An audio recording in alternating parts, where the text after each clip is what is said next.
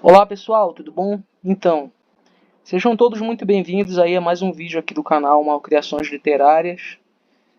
No vídeo de hoje eu vou fazer a leitura e a explicação, desse pequeno resumo que eu escrevi há um tempo atrás, chamado Resumo acerca da obra Carta sobre a Tolerância de John Locke, certo? Foi um resumo que eu escrevi para entregar como atividade, no programa chamado Programa Institucional de Bolsa de Iniciação à Docência. É o famoso PIBID, que é um dos programas aí desenvolvidos pela CAPES, que tem como intuito fazer essa integração, do aluno de licenciatura nas escolas públicas, Brasil afora, Então, essa foi a primeira atividade realizada no PIBID, que eu faço parte, que tem como tema a questão da ética na Amazônia, Preciso deixar bem claro isso. E aí um dos textos que nós, enquanto acadêmicos, participantes aí desse programa, nós ficamos encarregados de ler e de interpretar, foi esse livro aqui chamado Carta sobre a Tolerância, do John Locke, certo? Numa edição de bolso da Vozes, certo? Da editora Vozes. E aí, o que eu vou fazer aqui, basicamente, é apenas um comentário acerca do que eu escrevi, comentando aí, no caso, essa obra do John Locke. Então, iniciando aqui a leitura, começo dizendo o seguinte. Em sua obra intitulada Carta sobre a Tolerância, publicada originalmente no ano de 1689, o filósofo inglês John Locke apresentou 3 argumentos acerca do problema da tolerância. Então, pessoal, começo já explicando aqui para vocês que nesse livro, do John Locke, ele apresenta aí 3 argumentos no que diz respeito à tolerância, Nós devemos ser tolerantes por conta desse argumento. Aí ele joga o primeiro argumento. Nós devemos ser tolerantes devido a tal coisa. Aí ele joga o segundo argumento. Nós devemos ser tolerantes devido a outra coisa. E ele joga o terceiro argumento, E ele faz isso aí durante quase todo o livro, E é muito interessante a forma como ele organiza esses argumentos, No entanto, como que eu consegui fazer essa interpretação, Eu, antes de ler o livro, eu fui dar uma pesquisada na internet para saber se existia alguma aula a respeito, se algum artigo já tinha comentado a respeito dessa obra. Consegui encontrar bastante coisa, mas a que melhor me ajudou, a que mais me ajudou, na verdade, foi uma série de vídeos em que o professor Antônio Carlos, eu acredito que da Universidade Federal da Paraíba, ele gravou e tem na internet, se você procurar, Carta sobre a Tolerância, Antônio Carlos, lá no YouTube, você vai, aqui no YouTube no caso, você vai encontrar essa sequência de 3 aulas aí que ele explica toda a obra. E lá ele explica que a gente pode pensar essa obra como dividida aí como apresentando 3 argumentos, Ok? Então vamos lá, continuando aqui a leitura. Problema esse que surgiu, segundo estudiosos da área, no século XVI com as guerras de religião, e que passou a ser tema de debates em países como a França e Inglaterra, na segunda metade do século seguinte. E aqui eu faço uma pausa novamente, justamente para comentar a respeito disso aqui, Muitos estudiosos da área, inclusive o professor Antônio Carlos, eles explicam que a tolerância como tema, ela surgiu aí nesse período que se dá após a Reforma Protestante, né?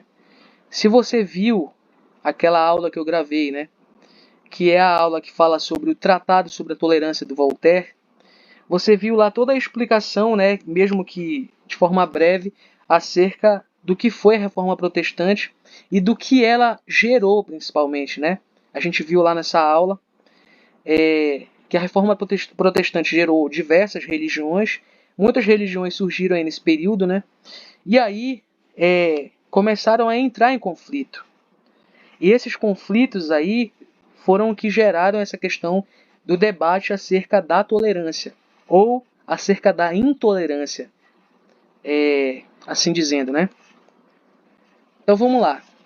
Debates esses aos quais Locke passou a estar inserido após a publicação de seu livro, que apesar de ter sido bem aceito por seus leitores, aguerridos tanto política quanto religiosamente, foi duramente criticado por pensadores da época, que discordavam do mesmo e que o incentivavam a respondê-los através de novas edições da obra. Então, pessoal, olha só uma curiosidade acerca dessa obra, né? O que a gente viu aqui é que essa obra, apesar dela ter sido bem aceita pelos leitores do John Locke, né, ela recebeu inúmeras críticas de muitos outros leitores, né? E aí isso fez com que o John Locke ele acabasse reescrevendo a obra e incluindo aí as respostas dessas críticas, né? Então essa obra ela teve muitas edições devido a isso também, né? Até o fim da vida ele se ocupou em ficar respondendo essas críticas que faziam a ele. Continuando aqui a leitura. No entanto, é preciso deixar claro, antes de prosseguirmos, que o presente resumo tem como intuito não só citar cada um dos três argumentos, argumentos utilizados por Locke a favor da tolerância, como também expor os limites apresentados pelo filósofo acerca da mesma, né? Então, isso é o que a gente vai se ocupar aqui em ver, né? A gente vai ver aqui, em primeiro lugar, quais foram os argumentos que ele utilizou, primeiro argumento, segundo argumento, terceiro argumento, e aí a gente vai ver que no final da obra ele também apresenta o que a gente vai ver aqui como sendo o limite da tolerância. Ele vai dizer o seguinte, olha, nós devemos ser tolerantes, mas há um limite para essa tolerância. Quando você pratica tal coisa, que é o que eu vou citar daqui a pouco, a gente não tem que ser tolerante com o que você está fazendo, ou com o que o outro está fazendo, né? O outro pratica aquilo que a gente vai ver daqui a pouco, a gente não tem que tolerar o que ele está fazendo, né? Há um limite aqui para essa tolerância que o John Locke tanto vai pregar, né, no livro. Então vamos lá.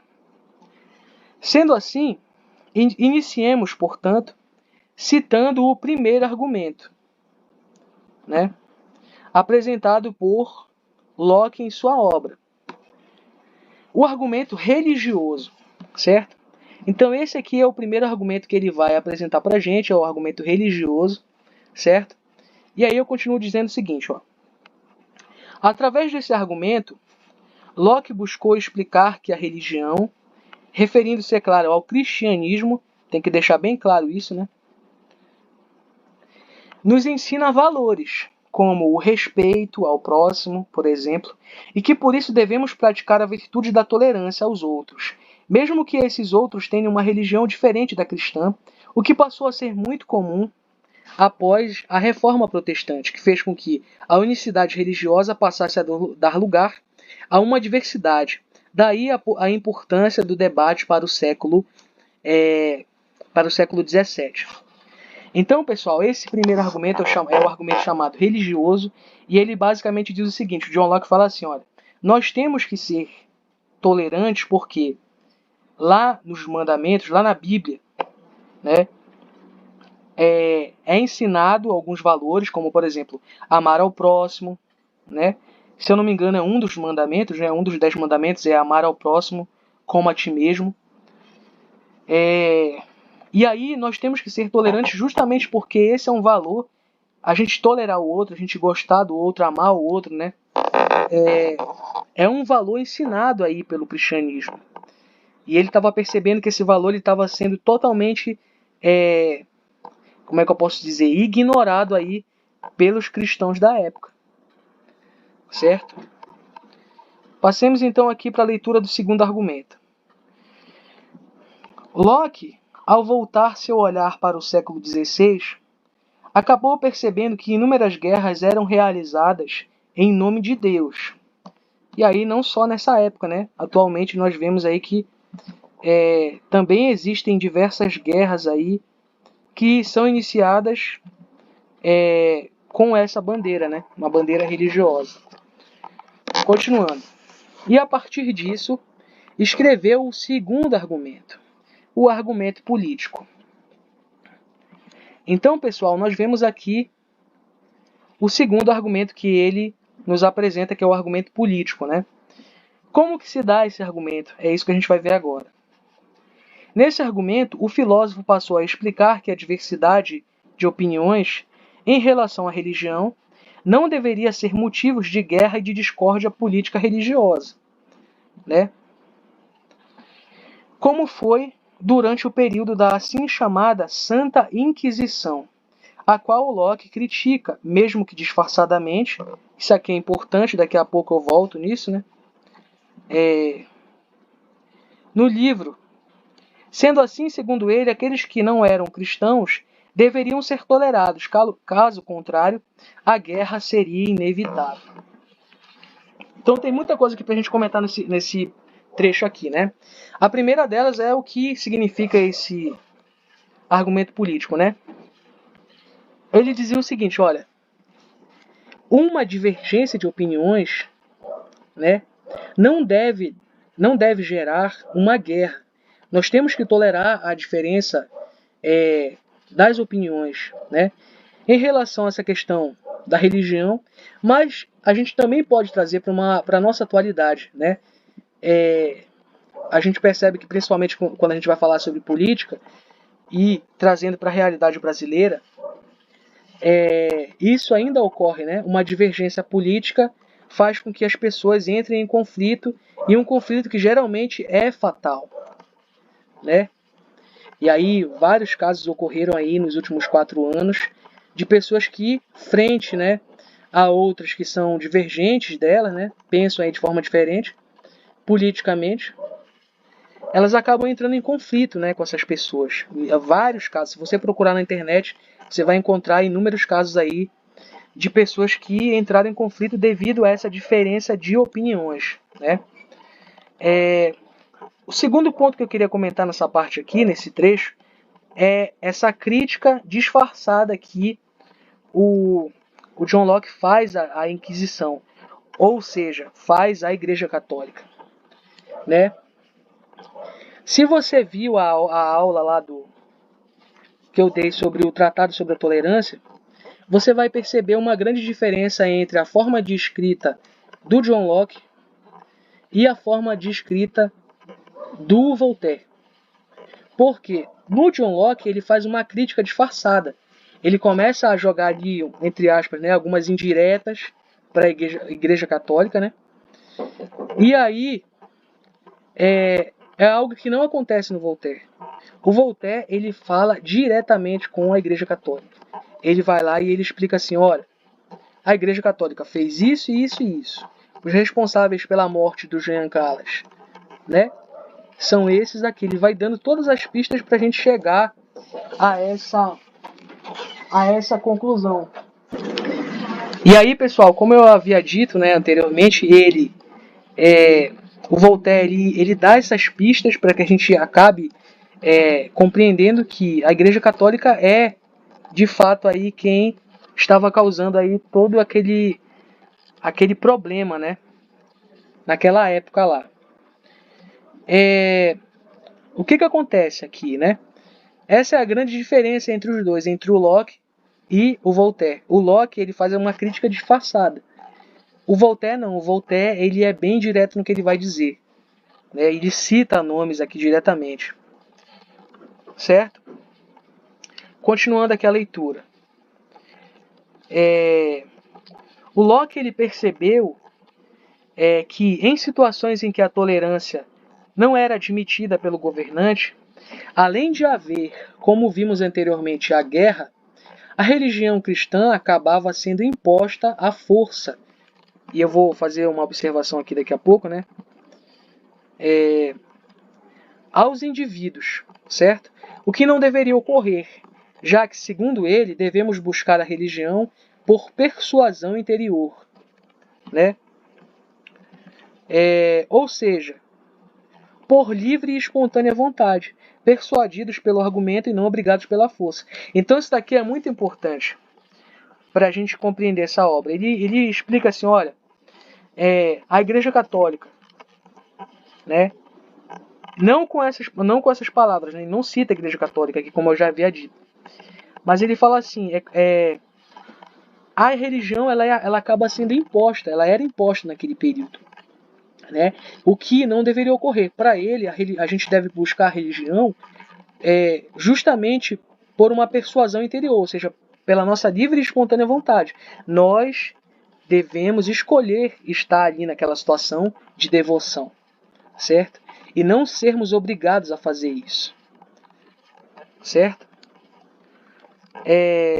No mundo todo há ainda lugares que a religião é forçada às pessoas, né? As pessoas seguem aquela determinada religião, mas não é porque elas gostam daquela religião, porque elas se interessam, porque elas acham que é uma religião que vai acrescentar algo na vida espiritual delas. Elas seguem porque elas são forçadas a seguir, né? Então, partindo agora para o terceiro argumento, né? O terceiro argumento acerca da tolerância, que podemos observar no decorrer da obra de Locke, é o argumento constitucional, certo? Marcar bem aqui. Nele, o filósofo fez a separação da religião e da política. Olha que coisa interessante aqui, ó. Ele separa nesse terceiro argumento a religião da política. Isso vai servir para a gente refletir sobre a nossa atualidade, se a gente já superou isso ou não. Daqui a pouco eu falo sobre isso. Estabelecendo que a religião faz parte da esfera privada. Né? Outra coisa importante aqui, ó. A religião faz parte da esfera privada e ocupa-se diretamente com o cuidado da alma, diferente da política, que, segundo ele, faz parte da esfera pública e ocupa-se em assegurar os interesses civis dos indivíduos. Então, pessoal, nesse argumento aqui, chamado constitucional, ele vai explicar o seguinte, olha, a gente tem que separar a política da religião, esse é o primeiro passo. Separa a política da religião, né? E a gente tem que pensar o seguinte, a religião ela faz parte da tua vida privada, você não deve forçar uma pessoa ou um grupo de pessoas a seguir aquela religião, porque a religião é algo privado delas, né? E ela se ocupa com o cuidado da alma. A política é diferente. A política ela é algo público, né, de interesse público, e ela se ocupa, na verdade, né, em assegurar os interesses civis. Quais são os nossos interesses civis? E aí eu continuo aqui dizendo, né, é a liberdade, a saúde e a posse de coisas externas, como dinheiro e imóvel. Certo? Esses são os interesses civis que, através das leis, né, o Estado deve garantir para a pessoa. Ele não fala em Estado aqui, certo? Mas ele fala que a política deve se ocupar com isso. Os governantes devem se ocupar com isso. Certo? Continuando a leitura. Coisas essas que podem sofrer ataques por indivíduos movidos pela intolerância. Certo? Daí a importância de se criar leis que assegurem que esses interesses civis não sejam violados. Então, basicamente, o que ele quis dizer nesse terceiro argumento? Né? Ele quis dizer o seguinte, olha, nós devemos nos tolerar, né, E essa tolerância ela deve ser garantida pela lei. A lei deve garantir com que você não seja alvo de uma pessoa intolerante. Uma pessoa que, por exemplo, discorda da sua religião, não gosta da sua religião, venha até você e quebre a sua casa, quebre o seu carro, né? Lhe agrida, certo? Então, através das leis, a gente consegue essa tolerância, né? E esse é o Estado, na verdade, garante essa tolerância, né? E esse é o chamado terceiro argumento aí do John Locke aqui nesse livro chamado chamado Carta sobre a Tolerância, né? O Tratado é lá do Voltaire. Continuando aqui, já vamos aqui para o fim do texto, né? A gente vai falar agora sobre os limites da tolerância, né? Quais são esses limites e em que momento do livro ele aparece, né? A gente vai ver agora. Por fim, Locke finaliza a sua obra explicando que há, no entanto, alguns limites no que diz respeito à tolerância. Segundo ele, uma seita não deve ser tolerada a partir do momento em que ela apresenta valores que comprometem a sociedade civil. Então, primeira coisa que não deve ser tolerada aqui, ó. Uma seita que apresenta valores que comprometem a sociedade civil. Certo? Primeira coisa que não deve ser tolerada. Segunda coisa. Na verdade, continuando aqui esse exemplo, né? Como a execução de sacrifícios. A execução de sacrifícios é algo que compromete aí a sociedade civil. Então ela não deve ser tolerada, essa seita que apresenta isso. Apresenta essa execução. E agora sim ele dá aqui um segundo exemplo. Da mesma forma, uma seita não deve ser tolerada quando se apresenta contrária ao direito civil. Certo? Quando essa seita ela se demonstra contrária ao direito civil, a partir desse momento, ela não deve ser tolerada. Certo? Ou quando ela denomina-se responsável pelos rumos da sociedade política, destituindo assim as autoridades políticas. Outro exemplo de coisa que não deve ser tolerada, uma seita que se denomina responsável pelos rumos da sociedade política, certo? Querendo assim ter mais poder do que as autoridades. Quem fazia isso naquele período medieval? A igreja, né? Ela se colocava aí acima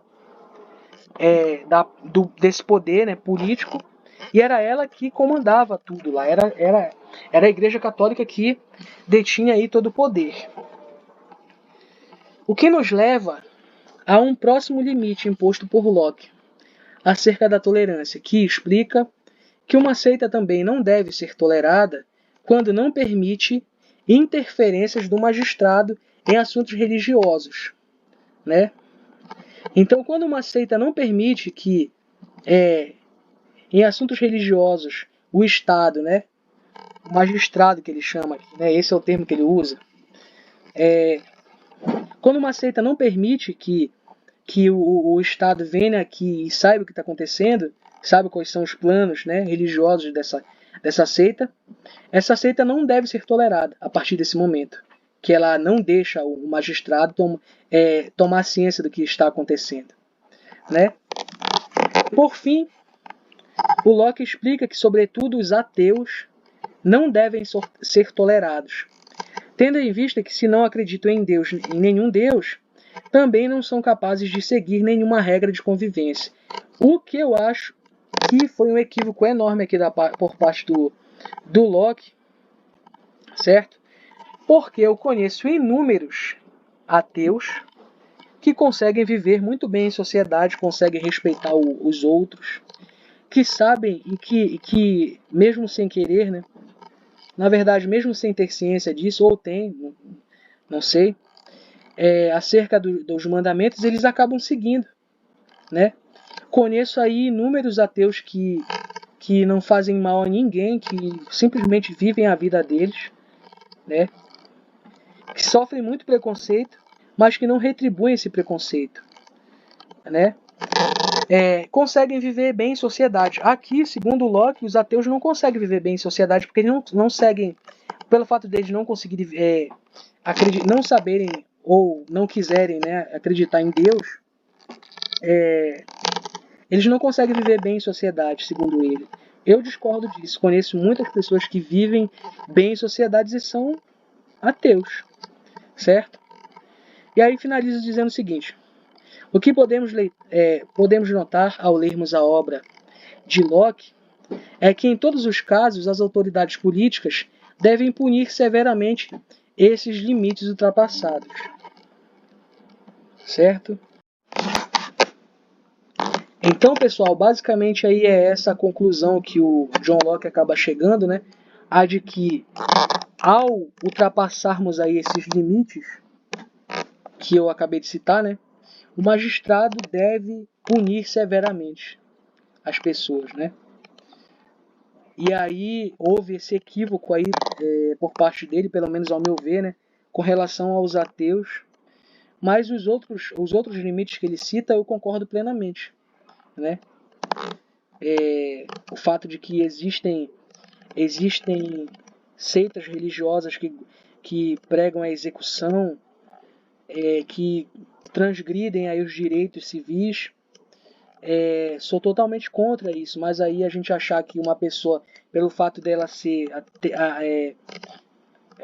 o cara ser ateu, ele não saber viver em sociedade, isso eu discordo, porque eu conheço, como eu já disse, né, muitas pessoas que são ateus e convivem muito bem. Né? Acredito que você que está vendo esse vídeo também conheça algum ateu, também saiba respeitar, né, o convívio em sociedade. Então, basicamente, essa foi a leitura desse texto, desse pequeno resumo, né? Super indico aí que vocês vejam as aulas lá do professor Antônio Carlos sobre essa obra, que é muito mais aprofundada, esse debate sobre esses argumentos que eu acabei citando aqui, certo? E é isso, pessoal. Até o próximo vídeo aí do canal. E tchau.